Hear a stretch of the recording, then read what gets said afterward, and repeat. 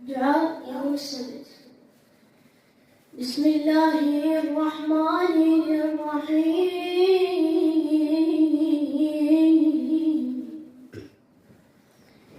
بسم الله كلمتي المعتصمين ومقالتي المتحرزين، وأعوذ بالله تعالى من جور الجائرين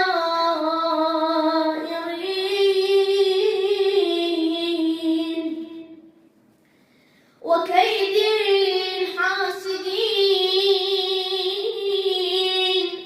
وبغي الظالمين، وأحمده فوق حمد الحامدين.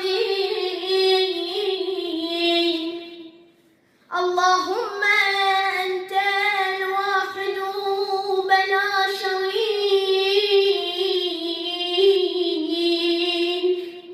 والملك بلا تمليك، لا تغاد في حكمك ولا تنازع في ملكك.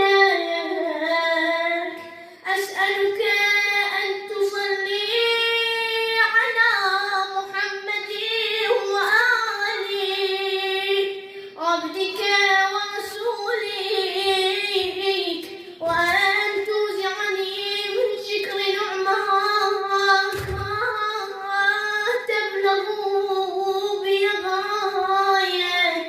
ما تبلغ بغاية رضاك، وأن تعينني على طاعتك ولزوم عبادتك